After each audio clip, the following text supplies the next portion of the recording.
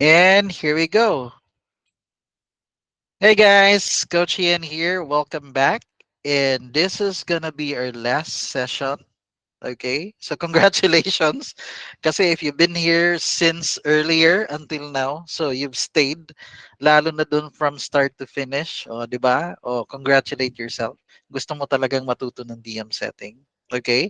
Now, guys, when I was doing this kasi, yung kay Coach Ian dati, 2 weeks talaga yung training ko sa DM appointment setting. So it's like, mini-meet ko kayo every other day. Ganun lang yung style for 2 weeks. Pero eto, in-squeeze ko lang talaga in one day. Gusto kong tapusin yung training para sa lahat. So also today, it's your graduation day. So congrats ha, congrats. Ayan. So nakaabot ka hanggang sa dulo. Now, imagine this. Graduate ka na as DM setter, 'di ba? Kasi gusto niyo bang pakita ko sa inyo yung journey ng DM setter? Sinong gusto nito? Siyempre, fresh graduate ka, gusto mo nang maghanap ng gig. Siyempre, coach, nanggigigil na ako. Gusto ko nang kumuha ng prospect. Hahanap na ako ng client, magdi-DM na ako para sa kanila. Pero, eto na nga, na-hire ka. Kasi ang galing mo daw eh. O, di ba, yung sabi mo, marunong ka sa DM setting. Napabilib mo sila sa certificate mo. Napabilib mo sila dun sa Loom video mo or sa interview. So, you got hired. Tuwang-tuwa ka. Sabi mo, yes, di ka makapaniwala. Shakes, DM setter na ako. Pero, eto ang nangyari. Nas, sino dito yung ganon? Nang na-hire ka na, syempre, tuwang-tuwa ka. Pero, feeling mo you're stuck. 'Di ba yung ganun na case, 'di ba nag-optimize ka na ng profile mo? 'Di ba nag-optimize ka ng profile mo, tinuro ko kanina 'yan sa inyo ha. Tapos meron ka ng years of experience kahit wala pa talaga, 'di ba? Kasi yung certificate mo na 'yon galing sa Pass Academy, 'yun yung magiging weapon mo. Papakita mo sa mga clients mo. I've learned it from ganon, Philippine Appointment Setter Society. Nag-join ka na sa mga high ticket sales group, 'di ba? Kasi maghahanap ka ng client, maghahanap ka ng gig.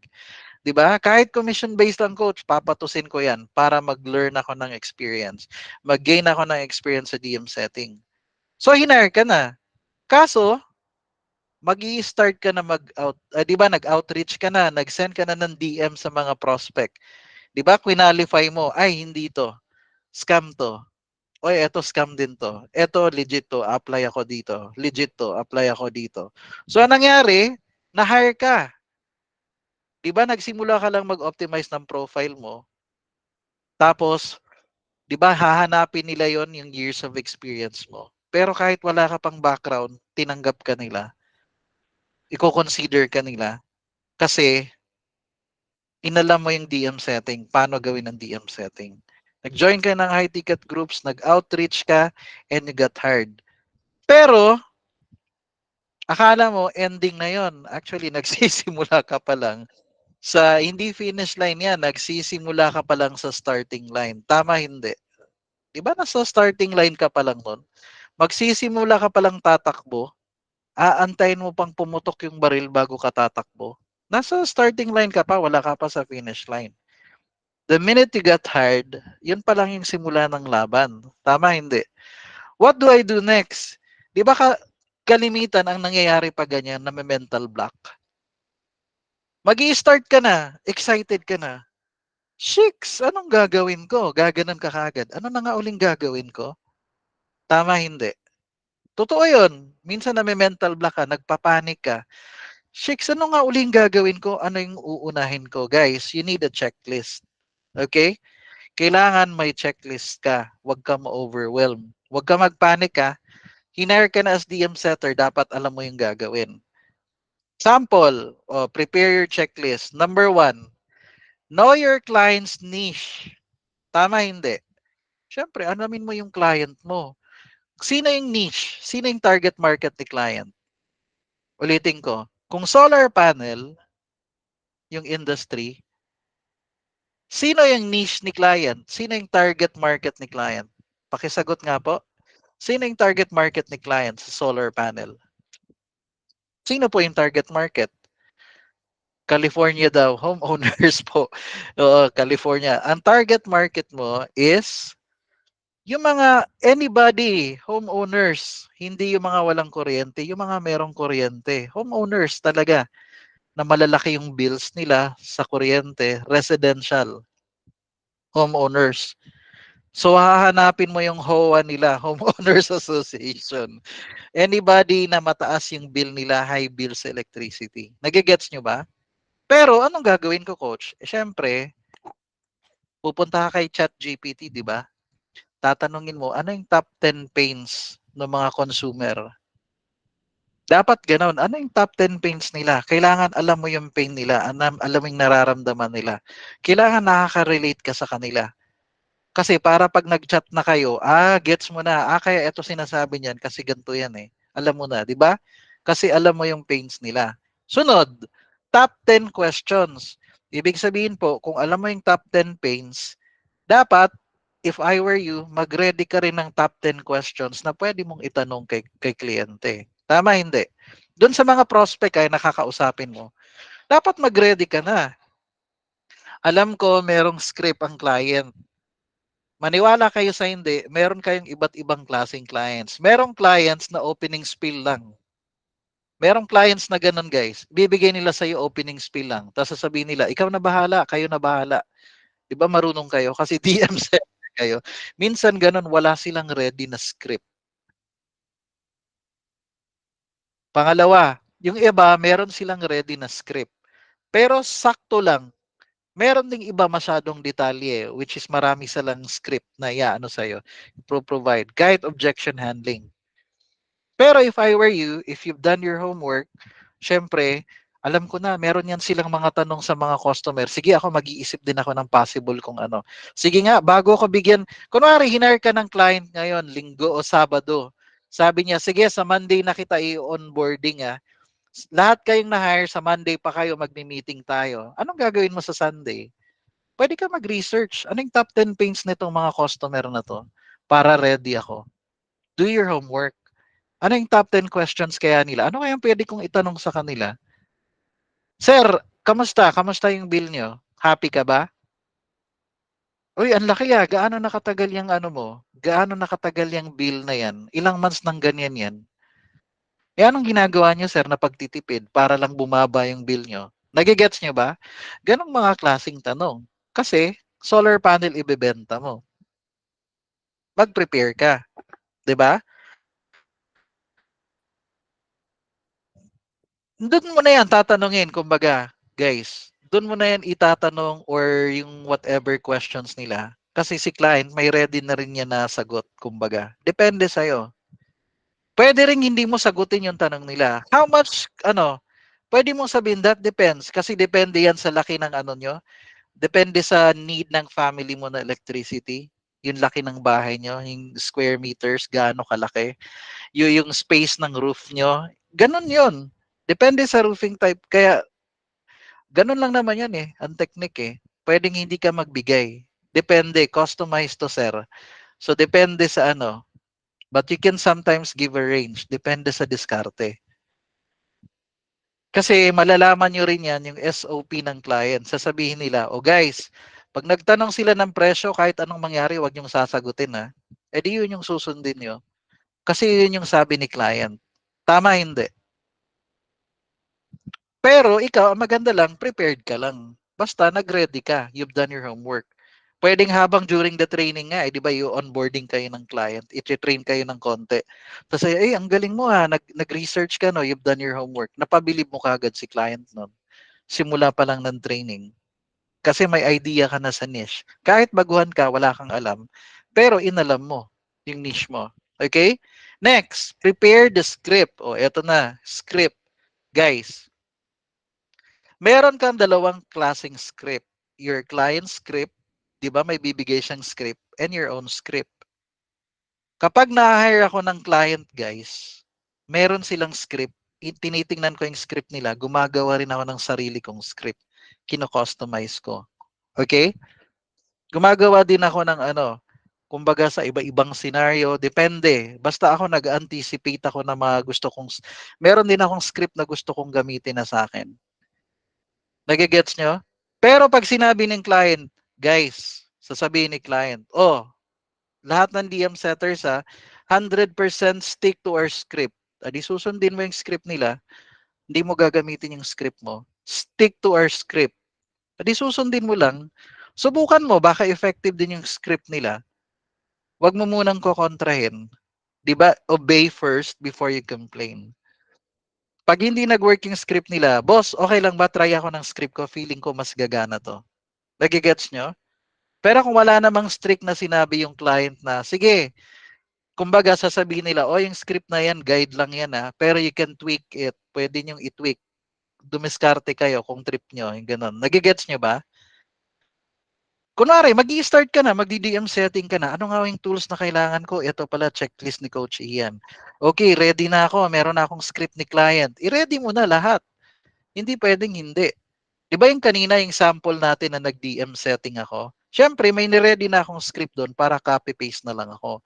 Pero pag meron siyang kakaibang sagot na wala doon sa script ko, doon ako mag-a-adjust. Ita-type ko yung gusto kong sabihin. Tama, hindi. Tama, hindi. Or tanong mo na lang kay ChatGPT or Gemini, paano sagutin yung ganong tanong or concern. Pero mag-ready ka na ng script mo. Oo. Pero free flow talaga. Pero pag tumatagal ka na kasi paulit-ulit, yun talaga yung common question, yun yung flow ng usapan. Gamitin mo yung script, yung effective na script mo. Nagigets niya ba? Pero i-ready mo yan. Kasama yan sa checklist mo, guys. You need to have the script. Hindi pwedeng wala. Yung mag-iisip ka pa ng matagal anong sasabihin. Okay? So alam mo na yung niche ng client, medyo gamay mo na yung avatar or target profile or ideal profile, di ba? Ganun ang client. Sunod, use your tracker. Ano yun, coach? Gumamit ka ng tracker. Alam nyo ba, meron ditong kasamahan natin, mga DM setter, hinar sila ng client. Sinabi niya sa client, meron ba kayong tracker, boss? Sabi niya yung ganun, meron, pero simple lang yung tracker namin. Sabi niya yung ganun. Sige, eto na lang, okay lang po ba, eto na lang yung gagamitin kong tracker? Meron na po akong ready. Na-impress yung client sa kanya, uy, okay tong tracker mo pakopya. Nagets niyo ba? Siya pa yung kinopyahan ng tracker. Ang kulit no? Oh, yun yung yung purpose ng tracker. Okay? Yung eto, ayan. Ito yung tracker, guys. Ito yung tracker. Share ko sa inyo para makita nyo. Okay. Let me share to you the tracker. Tapos, edit nyo na lang. Make a copy. Hindi kayo i-edit nito. You make a copy. Yung marunong nasa Google Sheet or Google Docs, alam nyo na to, di ba? Gawa ka lang ng kopya mo. Ipangalan mo sa'yo. Pwede mo tong gawing tracker kahit sino ang client mo. Okay ba yun sa inyo? Guys, yan po yung sheet nyo. Okay? Let me show you now. Para magets nyo muna, how does it work? Bakit importante guys na may tracker? Bakit importante na may tracker? Pakisagot nga po, bakit importante na merong tracker? Bakit coach? Bakit kaya mga boss? Can you answer it? Bakit kailangang may tracker? Para ma-monitor mo yung progress mo. Alam mo kung saan part ka mag-i-improve. Sa follow-up ba? Ganon. Basta o yung sa booking rate ba? Gaano ka ba kagaling? Okay, let me show you Hindi nyo to ma-edit, si Coach Ian lang. Example lang to. Bago ka mag-start, eto guys bago ka mag-start, kunwari DM setting to bago ka mag-start, 'di ba nag-lead generation ka na. Kunwari lang to kunwari lang muna to, hindi to totoo. Si Jose, tapos si Jose Protasio Rizal Mercado. Alonzo, si Alonzo Rialonda. O, di ba? Si Jose Rizal yun eh. Jose Protasio Rizal Mercado, Alonzo Rialonda. Tapos, profiling. Kunwari, ano yung FB link niya? Ilagay nyo dyan. Which FB group mo siya nakita? Kunwari lang to, The Guild. O, kunwari lang, name ng group niya, The Guild. Pero kay Coach Ian yan eh. Pero The Guild. Example lang ulit to Ulitin ko. Pinapakita ko lang sa inyo. Ganun pala yan. The Guild. Tapos FB profile nila, anong FB link nila. Bakit kailangan mo yung link na yan? Para hindi ka na maghahanap pa uli, babalikan mo, hahanapin, type mo yung hindi na. You have the FB link. Tapos lagay mo yung country. Guys, Ba't mo ilalagay yung country? Kunwari, nasa US ba siya? Nasa Canada siya? Iba na yung mga countries na yon, Australia, UK ba? Bakit, coach? Kasi di ba sila yung mga merong credit card or European countries like what? Germany, pwedeng France to. Nagigets nyo ba? Ilalagay nyo dyan para alam nyo, mga qualified clients lang. Sunod, ilagay mo yung, kun, I'm sorry, hindi mo pa siya nakaka-chat, hindi mo pa alam yung pain points niya. Tama, hindi? Di ba hindi mo pa alam yung pain points ni client or yung problema nila? Okay lang. Not started, puro not started yan sila kasi hindi ka pa nagsisend ng DM. Pero kunwari, nagsimula ka na ngayon mag-send ng DM sa kanila. Kunwari, meron ka ng listahan dyan. Bago pa lang magsimula ang shift, na ready mo na, nag-lead generation ka na bago magsimula ang shift. Meron ka ng 50 na i-DM. Pagkatapos, eto si Jose, sinendan mo na ng DM o nag-send ka sa kanya. First DM. Eto rin, nag-send ka ng first DM. Eto, nag-first DM ka, kaso biglang nag-reply siya. Sabi niya, I'm not interested. Kahit wala ka pang sinasabi, hindi ka pa nagpipitch. Okay lang. Tapos ito, first DM din. O, first DM. Ito din, nag-DM ka sa kanya, biglang sumagot, nakipagsagutan siya kagad. In-entertain mo siya, nag-usap-usap kayo, yung ganun na case. Ang nangyari, na-book appointment mo siya, o di book na yan. Tama, book appointment na siya eh. Pagkatapos, ito, na-book appointment today. Na-book appointment today, mamaya. Tapos, at the end of the day, na-close deal, o di ginawa mong new client na yan, nagbayad siya. Nagigets niya ba? I-change nyo lang yung status. Ako lang gumawa niyan, guys, ha. Ako lang nag-invento niyan. Pero coach, bakit first, second, third, fourth, fifth, sixth, seventh? Pakisagot nga po. Bakit ganun, coach? May first, may second, third. Guys, ang mga clients, hindi yan sa unang send mo lang re-reply kagad sila. When I was working with Google, ako yung taong kilala na magaling mag-book ng appointment. Bakit? Kasi magaling ako sa follow-up. Kung sila, isa lang nabubuk nila ng appointment, dalawa, si Coach Ian, 8 siyam nabubuk ko araw-araw. Bakit? Kasi magaling ako sa email follow-up. Kasi alam ko, yung mga tao sa pang-4, pang-5 follow-up, dun pa sila nagbubuk ng appointment. Bakit? Kasi busy yan sila eh. Hindi naman yan sila all the time. Malay mo, sinisilip nila yung Facebook nila once a week lang o once a month. Nagets mo ba? Malay mo, yung pag-send mo ng DM, nagbakasyon pala sila ng 2 weeks, hindi mo alam yung reason. Tama, hindi. Malay mo, merong urgent family na situation, kaya hindi niya nasisilip yung FB account niya. Kaya importante po yung follow-up. Malinaw, hindi, mga boss? Malinaw ba? Importante po yun, ha? Inuulit ko. Importante po yun na hanggang 7 ang follow-up. Hindi pwedeng isang follow-up lang, goods na. Okay? Okay ba tayo doon? You can use that kahit sinong client nyo. Are you learning, guys? Are you learning? Yun po yun. Okay.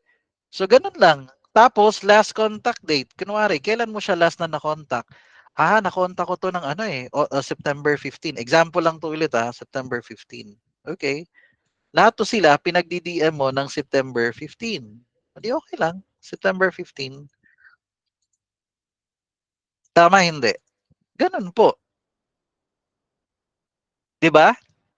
Tapos eto, na-close deal kasi na client to. O kunwari lang, na-close deal to ng 20K, 20,000. Uy, tuwang-tuwa ka. 20,000, may 5% commission ka niyan. O di meron kang magkano? May $1,000 ka diyan. Kasi 5% ng 20K. 'Di ba? May $1,000 ka. May commission ka diyan. 'Di ba? Ganun po 'yun. Are you following, guys? You can make your own copy on this one, ha? Just make a copy. Libre yan, walang bayad yung part na yan, itong tracker na yan. You just need the tool kasi hinire ka na ni client as DM setter. Okay? So, kailangan meron kang script, kailangan meron kang tracker. Okay? So, yun po yun So, goods na tayo doon. O di meron ka ng tracker. Balik tayo dito. Meron ka ng tracker. So, meron ka ng, alam mo na yung niche ng client, medyo gets mo na sila, paano mag-isip yung psychology, tracker, then use your DM setting body. Guys, Eto mamaya i-discuss ko yung part na yan. Pero you need a DM setting partner or buddy. Kailangan mag-practice ka. Yung ginawa natin kanina, sino nga ba yung kasample ko? Si Roby ba yon? Parang gano'n na nagpa-practice. Okay ba yun sa inyo? Gusto ba niyo ba na gano'n na meron kayong kabatuhan, kapraktisan? Gusto niyo yung gano'n, meron kayong kapraktisan? Kasi hindi mo alam eh kung magaling ka sa DM o hindi eh. 'Di ba? Para nasasanay yung mata mo. Ang purpose, nasasanay yung mata mo. Ganito pala pag DM setting. Okay, so ganito pala talaga. Kailangan masanay ka. Wala namang isang salang lang magaling ka na eh. Isang try lang magaling ka na. Ano ka, Superman? Kahit ako hindi, nagkakamali ako sa simula din. Nagigets nyo? Pero syempre, mag-a-adjust ka. Alright? Syempre, ang next din yan, kasi DM setter ka, you need presence of mind. Kailangan, you have a strong mindset din. Tama, hindi. Ito, guys, DM setting body, tapos may chat GPT at Gemini ka pa. Meron pa nga Google Translate. Di ba? May Google Translate ka pang pwedeng gamitin. Pwede yan. Yan yung tools. Gamitin nyo na meron kayong AI na tutulong sa inyo sa DM setting. Pero ako hindi na ako syempre nagamit niyan. Or Copilot or Claude, depende sa trip niyo nga eh. Okay? Sunod, have a strong mindset. Guys, naalala niyo na yung training natin kanina, di ba? Ano yung training natin kanina? Emotional cycle of change. Mindset ba? Ano yung mindset natin? Minimum 6 months. Tama, hindi. Hindi pwedeng 1 month lang nahirapan ka na, sinabi mo kagad, hindi para sa akin to. Nakaka 2 months ka pa lang, sabi mo, hindi para sa akin to. Feeling ko, hindi. Hindi po ganun yon. Itutuloy mo lang. Balik-balikan mo lang yung paulit-ulit yung laging napuputol na video. Hindi, yung ano kanina, yung video. Anyway, edit ko naman yan eh. Ipagdudugtong ko lang sila. Okay? Pero you need to have that mindset. Okay? Kailangan talaga, okay lang to. Part lang to ng process. Part lang to ng journey ko. Pag nahihirapan ka na tayo, minsan gusto mo mag-quit. Kaya nga you need accountability buddies. Kailangan mo yon. Okay? Kailangan meron kang groupmates na tutulong sa'yo. May sasalo sa'yo pag lobat ka. Okay? Yeah, rest if you must, but don't you quit. 'Di ba? 'Di ba merong poem ata nun eh, or poem? How do you say that one? Poem or poem, 'di ba? About when things go wrong, when they sometimes will, 'di ba? When the road you're trudging seems so uphill, when the funds are low and the debts are high, when you want to smile but have to sigh, when care is pressing you down a bit, rest if you must, but don't you quit. O, di ba yung gano'n na saying ata yan eh. Break it down, yo. Tapos sabihin nyo, ganun yun. O, di ba? Pero guys, that's it. Kailangan mo talaga, you need to have that mindset talaga when you do sa DM setting. Okay? Kailangan ng presence of mind. Now, eto na sa DM setting, guys. Your goal is just to get their attention first. Sinong gets to na part? Ang goal mo is just to get their attention first. Hindi mo ang goal mag-book ng appointment. Ang pinaka-goal sa DM setting, yung unang DM mo, ang goal mo, makuha mo lang muna yung interest nila o yung attention nila. Tama, hindi. Walang iba. Wala kang goal na magbubook ng appointment ko eh. Ang goal mo, makuha mo yung attention nila. Ang goal mo, mapareply mo sila. 'Di ba? Ang goal mo, yun lang muna. So, paano yan, coach? Paano po yan? Okay, approach number 1. O, di ba, ito yung style ni Coach Ian. You like, mag-comment, and then call their attention. Tama, hindi.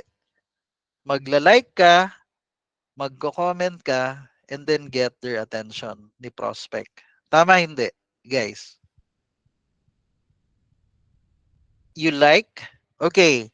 I think hindi. Pero na-discuss ko to sa orientation ko last time eh. Pero let me tell you first. Okay. Kunwari, nakita mo tong person na to, business owner. Kunwari, ang i-offer mo business consultancy.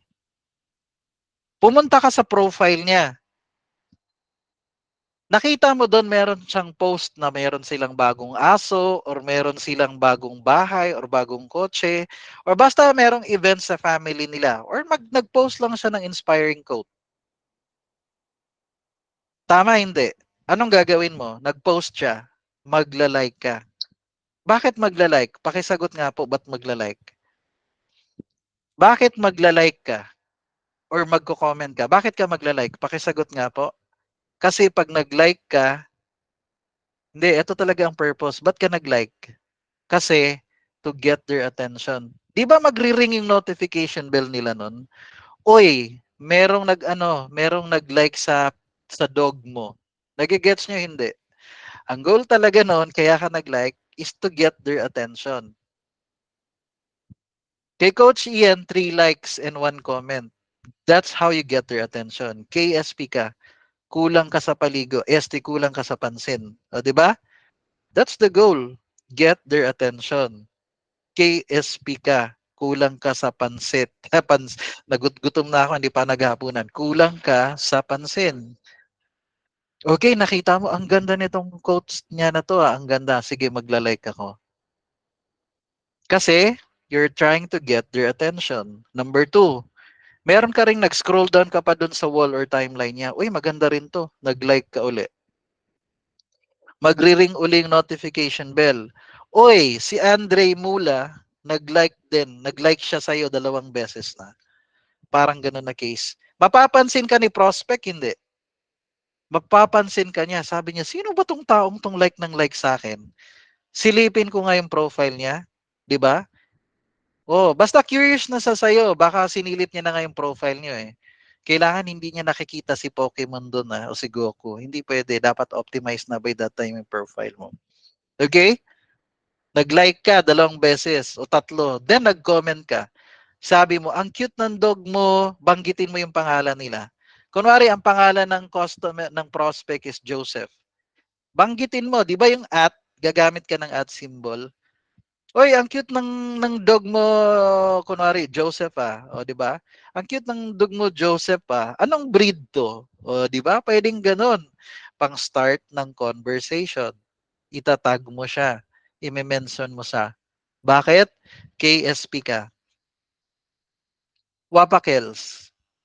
Nagigets nyo? Okay? Nag-send ka ng DM sa kanya. Oh, pwede ka na ba mag-send ng DM sa kanya? Pwede na. Pwede na. Bakit coach? Pwede na. Kasi po ganito yan. Kunwari hindi ka nag-like, hindi ka nag-comment, 'di ba hindi ka niya kilala? Nag-send ka ng DM. Anong unang mangyayari sa DM mo? Pupunta 'yon saan? Sa message request, doon sa spam.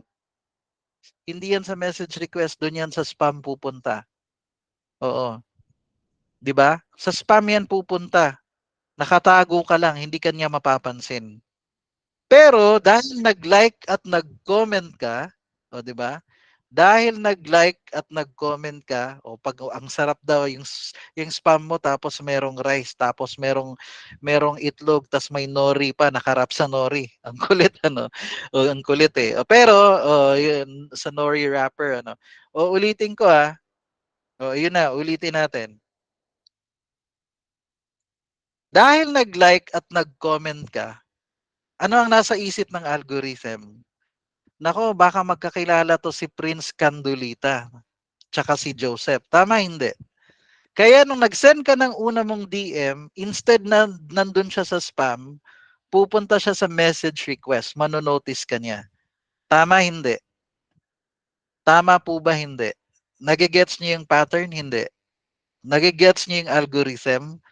Kung alam mo yung algorithm, kung paano mag-isip yung Facebook, binabypass kasi natin yon. Para pag nag-unang DM mo pa lang, hindi siya tatakbo dun sa spam. Hindi mapapansin yung message mo. Ang goal mo nun, eto. Nagigets? Hindi. Okay na. Are you learning, guys? Yun yung purpose nun. Kunwari after a few hours, hindi pa siya nag-reply, call their attention. Punta ka dun sa 'di ba? Punta ka dun sa sabihin mo, "Hey, na-receive mo ba yung message ko?" Banggitin mo yung pangalan ni Joseph. Papansinin ka niyan, mapapatakbo yan sa DM niya. Bakit? Kasi parang kilala ka na niya eh. Ang nasa isip niya, sige, papansinin ko tong taong to kasi nag-like to, nag-comment to sa dog ko. Tama hindi, 'di ba? Tapos nag-send ka ng DM sa kanya, ang sabi mo sa DM niya ganto, "Hey, just wanted to let you know this post lit a fire in me. Thanks for the inspiration." Yun lang muna, hindi ka nag-pitch. Ini-screenshot mo yung post niya kasi kunwari ang ganda ng quote niya. Pinost mo yan, "Thanks for the inspiration." Yun lang yung sinabi mo nga eh. "Hey, just wanted to let you know this post lit a fire in me. Salamat bossing ah." Yun lang. Nag-pitch ka ba? Hindi. Nagbenta ka ba? Hindi. 'Di ba hindi ka katulad ng ibang marketers na nagbebenta, nagpi-pitch kaagad ng service nila. So ikaw kakaiba ka. Nag-compliment ka lang sa kanya. Tama hindi? Yun yung nangyari. Nag-compliment ka lang sa kanya. Gets hindi, guys? Gets hindi? That's it. Magre-reply yan, "You're welcome." 'Di ba ang goal lang natin, guys? Meron akong ginawang 2-day challenge. Sabi ko, ang goal mo lang mag-reply si customer. It doesn't matter kahit anong sagot niya. Ang goal mo lang mag-reply si customer. Merong iba 15 ang sinendan nila, 30 ang nag-reply. Merong 40 na tao, sabi ko lang, "Uy, magaling ka na niyan." Kumbaga, kung may 100 ka na sinendan na DM, tapos kung 5 ang nag-reply, average, yan yung parang average na DM setter. Pero kung 100 sinendan mo ng DM, 10 nag-reply, ibig sabihin magaling ka na. Kung 15 ang nag-reply, aba mas magaling ka. Kung 20 nag-reply, ay sobrang galing mo. Kasi yun yung unang goal. Mapa-reply mo lang siya.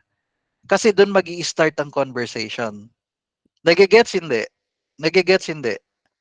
Ang goal mo lang muna is to get their attention. Mapa-reply mo sila. Hindi ka pa magbo-book. Wala pa naman kayong usapan eh. O, then yan yung unang approach. Okay? Pero, 'di ba sino dito yung mga nasa marketing, guys? Marketing, taas nga ang kamay, may background sa marketing. 'Di ba kapag marketing, merong tinatawag na split test or A/B test, narinig niyo na 'yon? Mag-experiment ka. Split test or A/B test. Kumbaga, instead mag-run ka ng isang ads, gawin natin dalawang ads yung papatakbuhin natin. Tama hindi? Dalawang ads. Kumbaga, yung isa, eto na picture gamit natin yung pusa. Yung pangalawa, aso gagamitin natin na picture. Kunwari lang sa ads nyo. Tapos nakita nyo, mas effective yung aso na yung aso na ads. Ang tawag doon, split test or A/B test. Meron kang comparison. Hindi yung nag-run ka ng ads, isa lang, pusa lang. What if mas effective pala yung sa aso? Nagigets nyo? Hindi. Yun yung purpose ng split test or A/B test.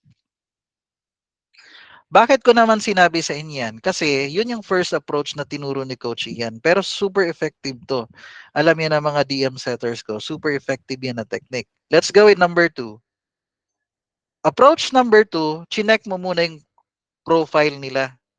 Pagsilip mo, uy, nasa real estate siya. Pangalawa, i-confirm mo sa kanya. Itatanungin mo siya kung nasa real estate ba talaga siya hanggang ngayon. Number 3, i-mention mo yung tatlo niyang problems. Ano yung common problems? Kahit tatlo na common problems na na-encounter nila sa real estate. Tama hindi? Tama hindi? Kasi ang approach number 2, parang split test. Gusto mong subukan, ano kaya mas effective, yung approach number 1 ni Coach Ian o etong approach number 2? Kasi meron ka ng sample size. Para sa susunod na batch na 100, okay, tutok na ako ng approach number 2. Or okay, mas maraming nagre-reply dito, approach number 1 ako. Nagigets nyo hindi, mga boss? Kasi, kaya ako sinasabi to, what works for you may not work for me. Or vice versa. Tama hindi? Kailangan kapag marketer ka, open ka sa iba-ibang ideas din. Okay? Hindi sa akin to effective tong sa akin, hindi po. Kahit si Coach Ian, open ako sa ganyan na baka merong mas may effective pa na technique. Okay? Example, eto. Kunwari to sinilip ko yung profile niya, nasa real estate siya. kinonfirm ko yung niche niya, then nag-mention na ng 3 problems. Sample, hey Joe, o nag-DM na ako nito hey Joe, I noticed you're in the real estate industry. You reminded me of a friend na nasa real estate din. Sabi ko, example lang naman to. And he told me, it's getting tough lately. Oy, Joe, nasa real estate ka pala? Kasi ako, meron din akong friend na nasa real estate. Sabi niya, medyo mahirap na rin daw. He mentioned, RE agents, di ba RE is real estate agents. He mentioned, yung mga real estate agents ngayon, nahihirapan na sa lead generation, pwedeng sa competition, or mataas yung marketing expense. How did you handle them? Tama, hindi. Bakit may karapatan ka nang magsabi ng ganyan? Kasi nag-like ka na kanina ng 3. 'Di ba? Nag-like ka na ng 3, nag-ano ka na, gano'n na part. So, pupunta ka na ngayon sa message request niya, hindi ka na do'n sa spam. Does it make sense din ba yung tanong ko? Parang friendly lang, 'di ba? Nagpi-pitch ba ako? Hindi. Nagpi-pitch ba si Coach Ian? Hindi. Uy, Joe, nakita ko nasa real estate ka pala. Meron din akong friend na nasa real estate. Sabi niya, mahirap na daw ngayon sa real estate. Sabi niya, mahirap na daw ngayon ang lead generation. Tapos, matindi pa ang competition. Tapos, mahal na rin ngayon yung ad spend, yung mga nagraran ng ads. Paano mo na-handle yun? Di ba parang humihingi ka sa kanya ng advice? Humihingi ka sa kanya ng tips? Tama, hindi. Tama, hindi. Di ba humingi ka lang naman ng tips? Hindi ka nagpipitch. How did you handle them? Ganun na case. Pwedeng mag-reply siya. Anong sabi niya? Kunwari lang pwede niyang sabihin, ay nako, may problema ko nga din yan eh. O di ba? Una, hindi ka na magtatanong kung anong job niya kasi alam mong nasa real estate siya. Naalala niyo yung yung mga questions na kay Coach Ian yung sa magpro-probe? Hindi ka na magtatanong noon. Pangalawa, binanggit na niya, ay nako, nahihirapan din ako diyan sa lead generation na yan eh. Totoo yan, sabi ng friend mo, yung lead generation, mahirap yan. Nagigets niya, hindi. So magkwekwento siya ng problem niya. Aha, lead generation pala yung problem niya. Di ba nakuha mo na kagad yung problem niya? Alam mo na yung pain ni prospect.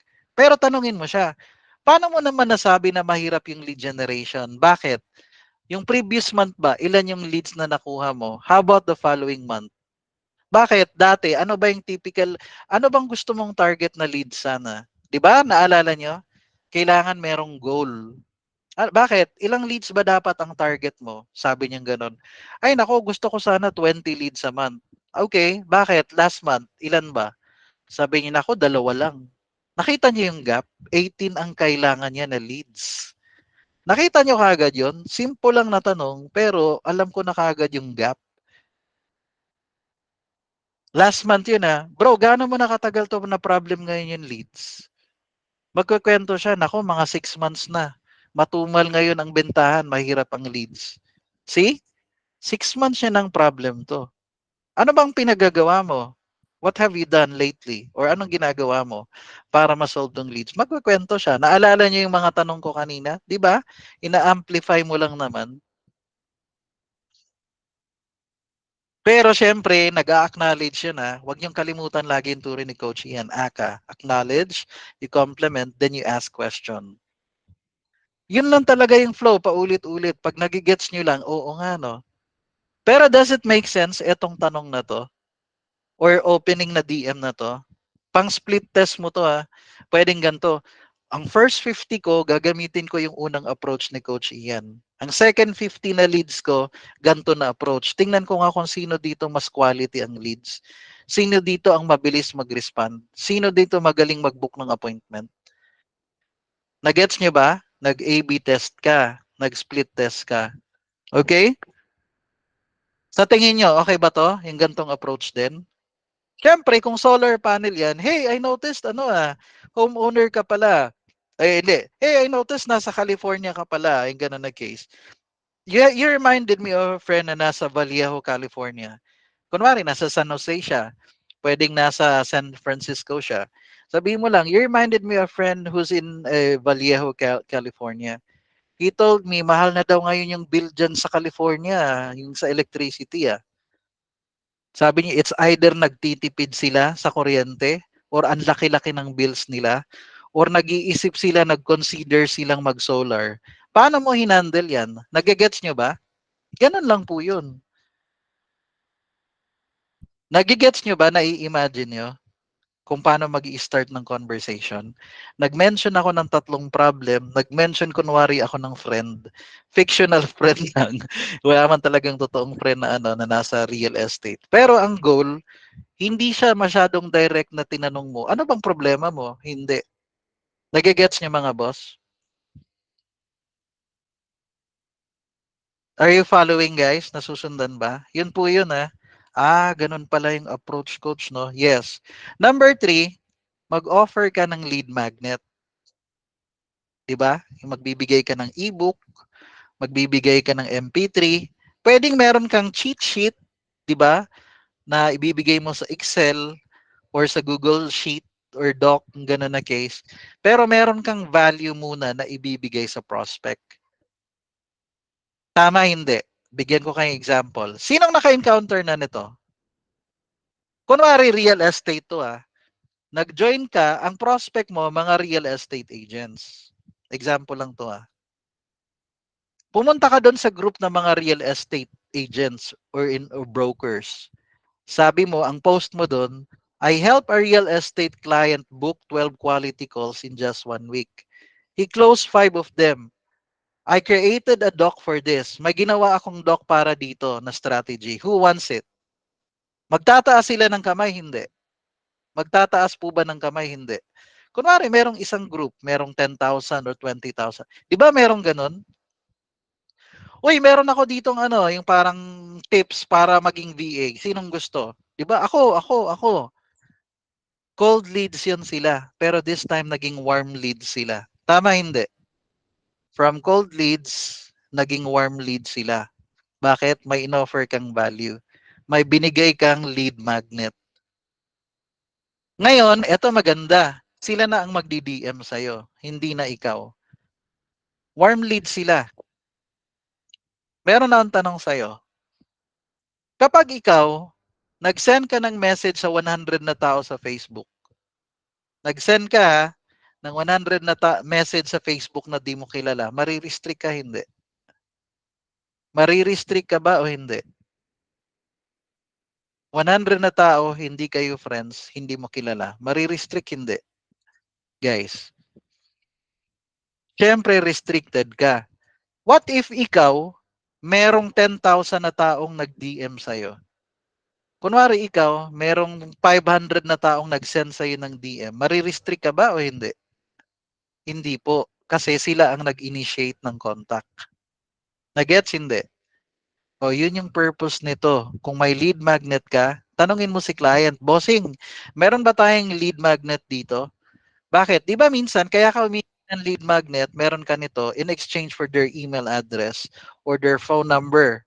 Tama hindi? Or basta nakuha mo na siya para nakuha mo lang yung loob niya. Di ba? So from cold leads, naging warm or hot leads na sila because of this one na strategy.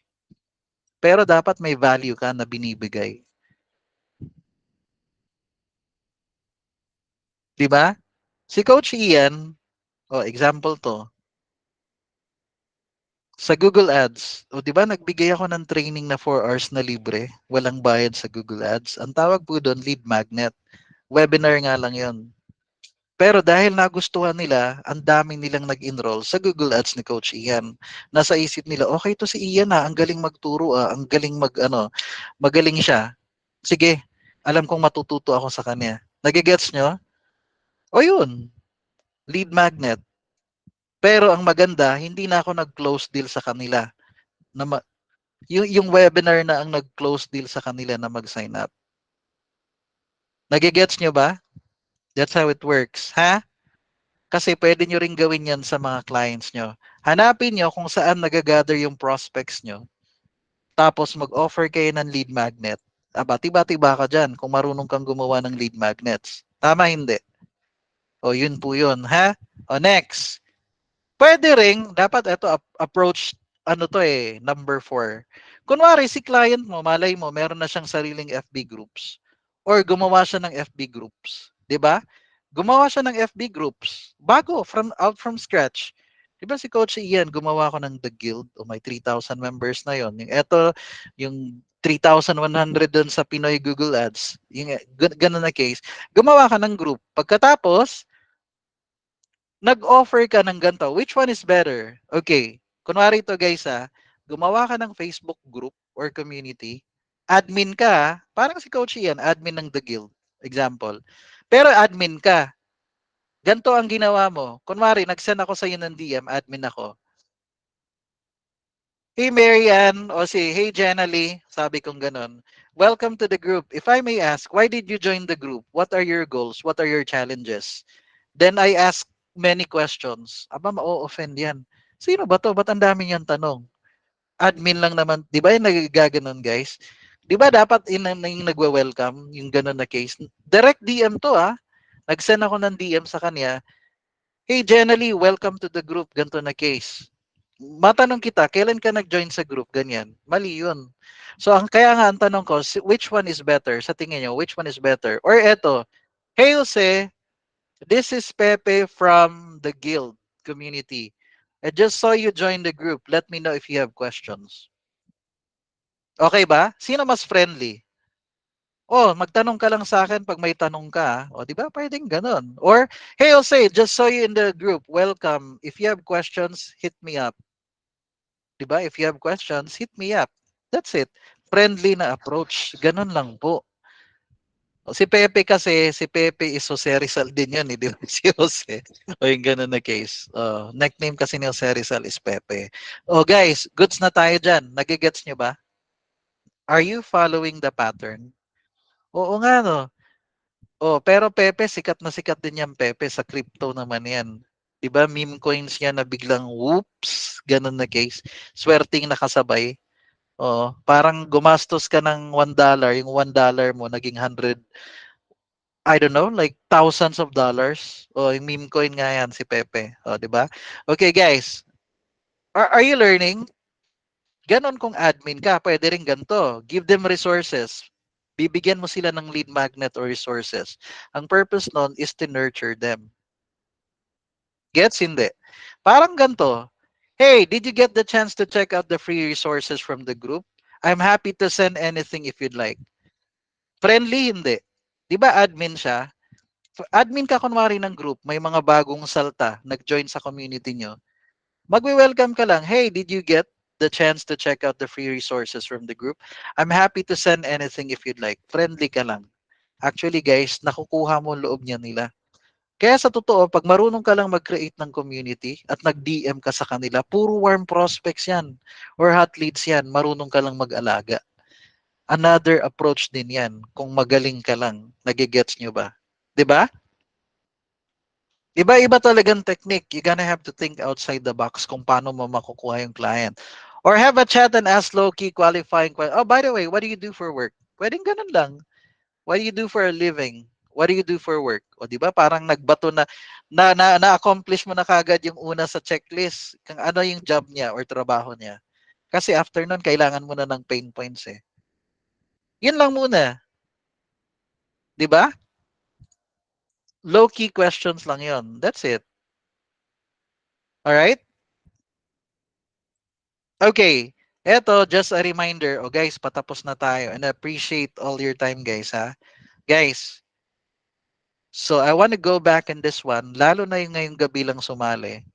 Or hindi naka-attend kaninang hapon. But you can still go back dun sa ano natin. Guys, eto lang yung kailangan nyo talaga na common questions. Paulit-ulit, paulit-ulit, kahit anong niche or industry. May job ba sila or business? Ano yung pain nila? Pag walang pain, no booking. Malinaw yun Where they wanna go, where they are, where they wanna go. Dapat tangible. Tama, naalala nyo, hindi. Dapat may numbers kang makukuha sa kanila. Hindi pwedeng walang number. Kailangan mahingi mo sa kanila. Ano yung kailangan nilang mangyari? How long they've been trying it? How long? Anong ginagawa mo ngayon to fix it? What are you currently doing now? Ano yung biggest challenge mo? Ano yung motivation mo? Why now? Nagigets nyo ba? Hindi. Bakit ngayon? Bakit hindi na lang bukas or next month or 1 year from now? Bakit ngayon? Ba't gusto mo na ngayon? Bakit? Kasi it creates urgency. Ang maganda nun, sila ang nagko-convince sa sarili nila ba't kailangan na nila yung solution ngayon. Bakit ngayon? Kasi hindi na ako makakapag-antay eh. Ayoko mag-antay ng 3 months or 6 months. Feeling ko merong possible na merong mangyari. Di ba? Nagigets nyo na ngayon? Kaya importante yung mga tanong na yan. Okay? Tapos, naalala nyo rin to? You acknowledge, you compliment, you ask. Magtanong ka. I-acknowledge mo muna, then you ask. Bakit? The one who controls the one who controls the roulette, the one who controls the conversation, the one who asks the question controls the conversation. 'Di ba? The one who keeps on asking is the one who controls the conversation. Naalala ko tuloy yung isang DM setter na kasama namin dati. Bakit? Baliktad. Siya yung pinagtatanong ng prospect. Siya yung gustong mag-sign up doon sa prospect. Sabi ko, bro, 'di ba business consultancy na offer natin? Dapat expert ka. Dapat hindi ka nag-share ng struggles mo sa kanila. Kasi ikaw yung expert, ikaw yung authority. Baliktad ang nangyari. Oo, baliktad ang nangyari. Siya yung na-convince. Oo, siya yung gustong i-sign up. Tapos sabi niya, Coach, ano lang kasi, tsaka mura lang yung product nila, $11 kasi network marketing yan eh. Hindi niya alam na network marketing yan. Ako alam ko kagad na network marketing yan. Di ba yung mga ganon? Na-convince, baliktad. Kasi merong ganyang taong ma-encounter kayo. In-acknowledge mo, nag-question ka. Sinagot niya, pero binaltuhan ka rin niya ng question. Paano pag ganon? Yung pareho kayong nagtatanungan. Masisense mo yan eh. Guys, kapag ganon, parang, ay, feeling ko parang ako gustong i-book nito ah. You need to end the conversation. Kasi walang kakapuntahan yon. Pareho kayong gustong i-book ang isa't isa. Ha? Pero marunong ka lang mag-gauge. Malalaman mo yan kasi siya mismo nagtatanong din sa'yo. Tapos ikaw na yung napipili, ikaw na yung sumasagot. Di mas siya yung nagko-control ng conversation, hindi ikaw. Watch out din pag ganyan ha. Basta ako, magagawa lang ako ng excuse. Hey, it was nice chatting with you. I need to go kasi something came up. Ganun lang naman yan eh. Oo. 'Di ba? Something came up. Hey, it's been a pleasure chatting with you pero I need to go. Something came up. That's it. Wala man silang magagawa eh. But you need to end the conversation. Kasi alam mong ikaw ang gusto niyang i-book. Marami rin siyang tanong. 'Di ba ayaw mo ring magpatalo? Gusto mo bang magpa-convince sa kanya? O 'di ba yung ganun na case yan eh. So hindi. Careful din kayo pag ganun Oo. Yung mga ano niyo yan.